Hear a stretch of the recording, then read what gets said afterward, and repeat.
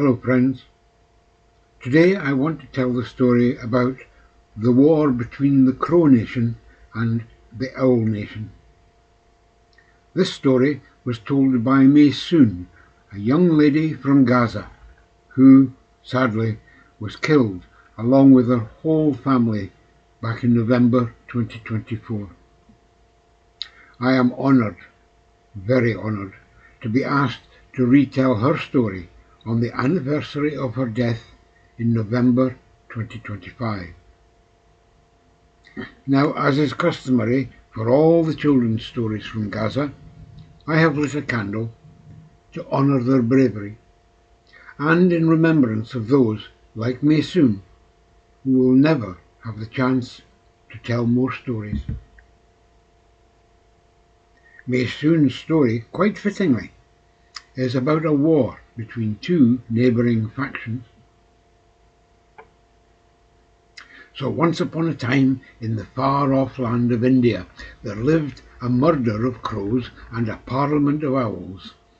Now these collective names really should have applied in reverse, as the crows lived quite peacefully in a giant banyan tree, but the owls lived in a dark cave next door to that tree, and they were ruled by a merciless and cruel king of the owls.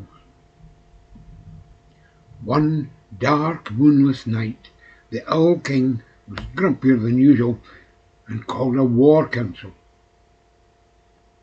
"I hate those noisy crows who live next door and spoil my sleep every day. Tonight we are going to attack them and drive them off that tree if possible, and give me some peace to sleep. We are just as entitled to that tree as they think they are. It's time we drove them away or killed them all. I'm not bothered either way. We have superior weapons with our large talons, so we should overpower them quite easily. They might be relatives of ours as birds in common, but they are certainly not the superior owls like us." So that night, while the crows were fast asleep in the banyan tree, the owls struck with such force that many crows were killed, including the baby chicks, when the owl talons ripped through their nests.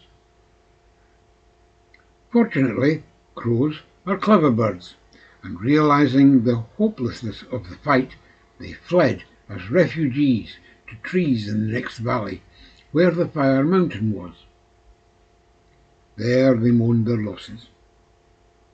And a few days later, the crows' leader called the wisest of the remaining crows to a council. He asked for suggestions from them as to what on earth could be done. Several suggestions were made until the wisest of them pointed out that they were thinking from a position of what is known as niti shastra, which means unarmed or weaponless. We need to think strategically. The owls might think they are the wisest of all birds, but we know they're a bit thick really, and we should use our smarts to take revenge. If I may, I propose a plan that a few of us go back to the banyan tree early evening when the owls are waking up, and there we have a great falling out where you all accuse me of being an owl spy. Rough me up a bit, cover me with some blood, and make a huge noise to disturb the owls.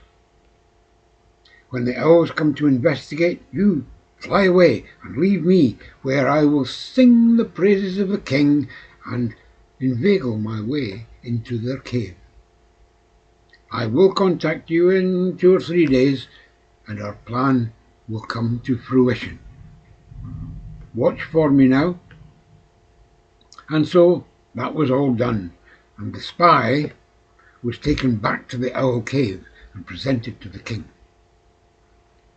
Now the crow promised that if the king would let him rest for a day or two to recover from his beating, he would show the owls where the crows were hiding in great fear of another attack. The king agreed, and made sure the crow was well fed and cared for. The crow then asked the king if he could make his nest at the cave entrance to avoid upsetting the owls inside, and the king agreed. So the crow gathered a pile of twigs and sticks from the cave and made a big pile of them at the entrance. And that day, when the owls were fast asleep, he sneaked out of the cave and flew off to his friends. He said to them, "Quickly, take sticks to the fire mountain and light them. Then follow me to the cave and set them down in the pile at the entrance." They did this, and they dropped the burning sticks onto the big pile assembled by the crow at the entrance. The thick smoke and the heat filled the cave quickly, and all the owls died in their sleep.